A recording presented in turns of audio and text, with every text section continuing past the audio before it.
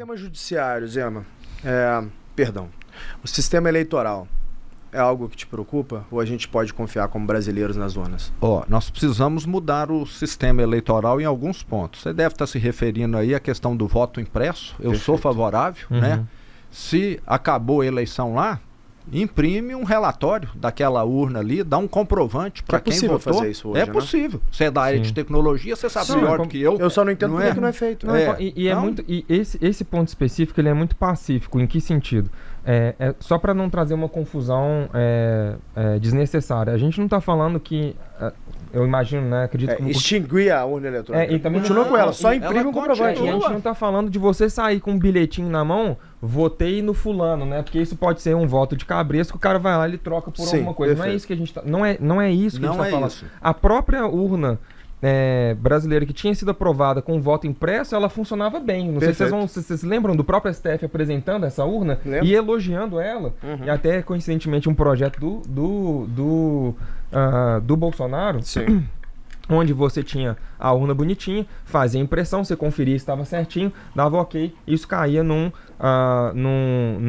invólucro lá, tudo lacradinho, bonitinho. Então você tinha como comparar o que foi feito ali, entre aspas, digitalmente. Aí você faz impresso. Pronto, aí você faz a por amostra. Por amostra. Você pode fazer. Cada 500 urnas você pega uma e conta. Isso é feito em vários lugares diferentes. Mas uma outra questão que me preocupa... desculpa, lá não. Lá é outro sistema. Lá é outro sistema.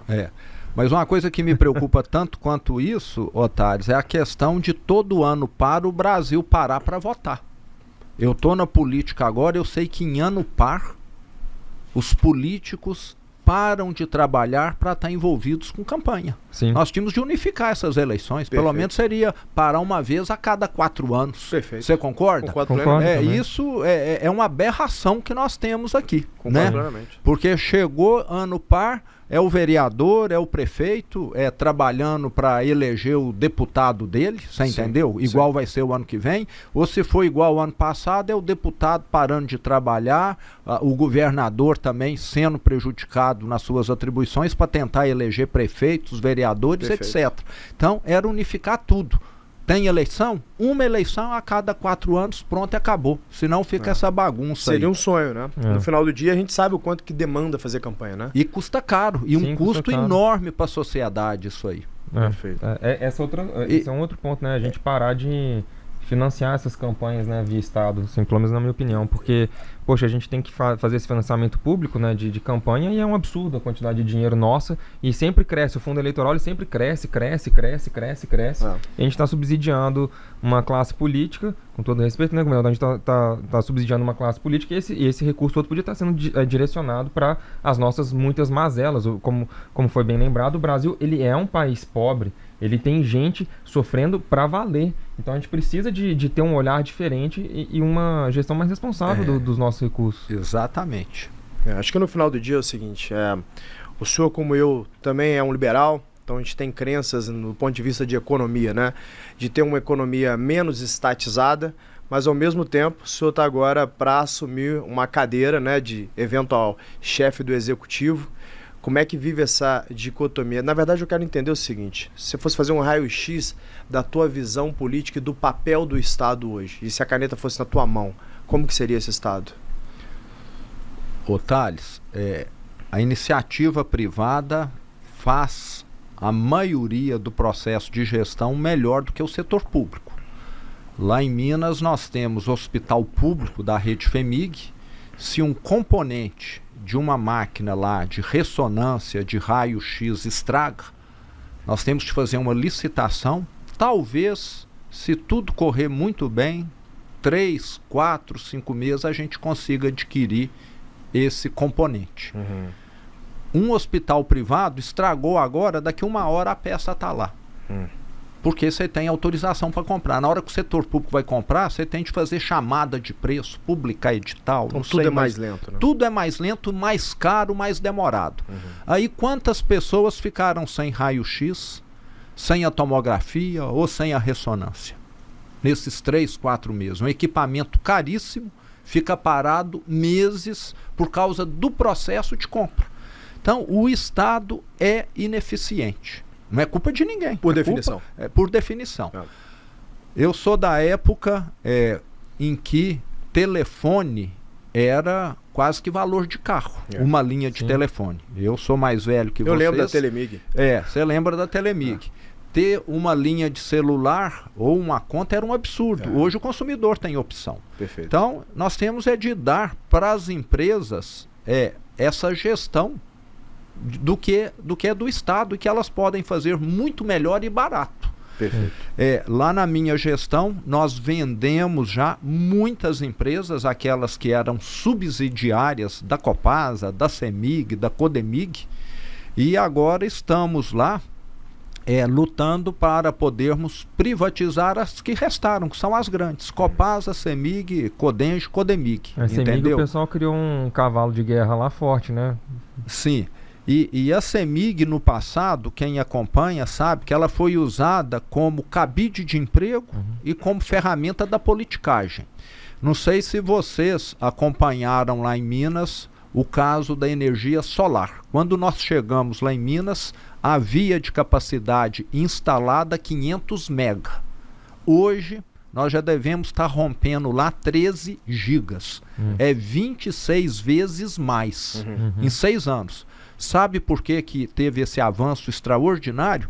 Porque antes só conseguia autorização para construir uma usina fotovoltaica quem tinha algum padrinho político. Nossa, que beleza. Porque, e aí, em vez de investir, Thales, ele saía no mercado. Eu tenho aqui uma autorização, você me paga 5 milhões, Thales, então eu te vendo aqui a autorização. Tipo placa de táxi.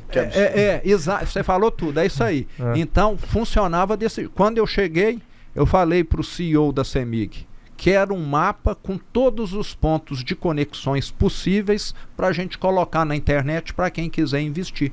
Sabe quanto que nós levamos de investimento de energia fotovoltaica? Quanto? 80 bilhões. Nós estamos gerando lá em Minas hoje o equivalente a uma usina de Itaipu, sem colocar R$1 de dinheiro público. Pelo contrário, movimentando a economia, gerando emprego e tendo mais energia e, inclusive, Thales, com recuperação do nível dos reservatórios que estavam baixos. Porque num dia de sol, quem é que está fornecendo mais energia? A fotovoltaica. Perfeito. E não a usina de Furna, de Três Marias ou de Nova Ponte, dependendo só de chuva.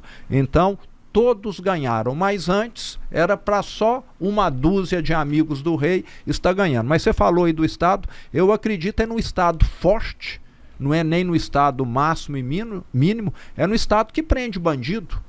Sim. Será que aqui no Brasil esse Estado máximo que o PT apregoa está prendendo bandido? Talvez não. Eu acho que o brasileiro está cansado da violência. De vez em quando eu entro aqui, Instagram, Facebook, etc. Toda hora tem um vídeo lá de um sujeito com a arma apontada para o outro, dando tiro, matando.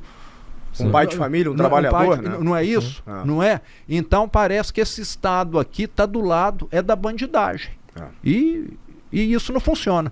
Então o que a gente precisa ter é um Estado que funcione e que seja eficiente. E não só ficar dando emprego para a companheirada como tem acontecido. Eu concordo. Mas aí, por exemplo, vamos pensar, só pensando assim, dentro dessa cabeça de pré-candidato à presidência. Você falou, por exemplo, que Minas Gerais é o que tem menos secretarias em comparação com outros estados. O que a gente pode ver assim, da sua cabeça de gestor, enquanto iniciativa privada, aplicado na iniciativa pública? Eu sei que existem diferenças, né, porque tem adaptações, né, porque assim, o Estado ele roda um pouquinho diferente, mas tipo, se a gente pudesse ter assim, um briefing pequenininho do que seria ou como que isso funcionaria para a turma entender o que você pretende, né, chegando nessa cadeira, que é a cadeira mais importante que a gente tem, o que você pretende ali, implementar, assim, ou coisas que você trouxe do governo, que foram bem sucedidas em Minas Gerais, que você quer levaria para a presidência da República. Matheus, um dos pontos que nós fizemos em Minas Gerais, assim que eu fui eleito no final de 2018, nós contratamos uma empresa Headhunter para poder selecionar os nossos secretários. Ninguém foi para lá porque era deputado que perdeu a eleição ou ganhou a eleição ou porque era protegido de não sei quem. Você quer ganhar a Copa do Mundo, você vai levar craque ou vai levar apadrinhado? Perfeito. Levar família? Então você seguiu a orientação de Platão, que é pegar pessoas que fizeram na vida privada para vir para pública. Você vai pôr aqui na área financeira da sua empresa um sujeito que é seu amigo, que é formado em artes. De forma alguma. Nada contra os artistas, entendeu? Não vai funcionar, né? Não. Então, isso já faz uma diferença gigantesca. Agora você pega o ministério hoje lá em Brasília, você vai ver que a grande maioria está lá por apadrinhamento, não por competência. Era o que acontecia em Minas. Enxugar. Você precisa ter aqui 15 diretores? Nunca, né? Lá nós temos 14 secretários. A maioria das cidades no Brasil tem mais do que 14 secretários. Sim. E eu coloco todos numa mesa e consigo. Nós estamos falando ali da quantidade máxima de subordinados. 14 já é muito, na minha opinião, mas não dá para ser menos também. Sim, claro. Você ter, Matheus, uma coisa que no setor público não existe: ter metas, ter compromissos a cumprir, ter acompanhamento. No setor público, na maioria das cidades, infelizmente, estados e governo federal, o que existe é um feudalismo. É o sujeito que é da secretaria A ou do ministério A falar assim: o ministro ou secretário do ministério B, não entre aqui na minha área. Isso aqui é meu, é do meu partido. Então, o que acontece? É como se a Secretaria do Meio Ambiente não conversasse com a Secretaria de Desenvolvimento Econômico.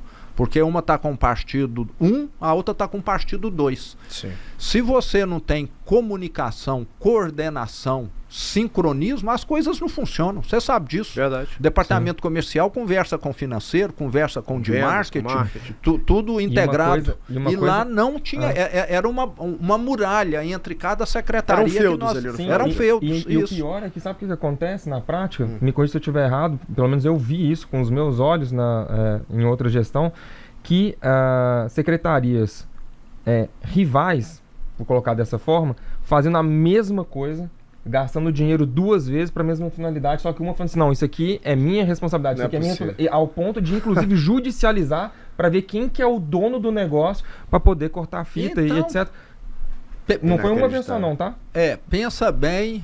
Eu não vou dar um exemplo claro, porque senão todo mundo vai saber quem são as pessoas e quais foram os projetos. A sua área de marketing brigando na justiça com a sua área de vendas. É o que acontece dentro do Estado, você está entendendo? Porque o interesse não está alinhado, né? Eles não agem para o interesse do povo, mas sim pelo interesse próprio. É como se não fosse para o interesse da empresa. É como se a área de marketing fosse algo isolado e a área de vendas fosse algo isolado. Não tem como dar certo. Não tem como dar certo. Não tem. Tem gente que brinca que o setor público no Brasil é equivalente a um submarino. Foi feito para afundar. Então, a gente precisamos muito de uma reforma administrativa para poder dar mais racionalidade a essa máquina que hoje é totalmente disfuncional.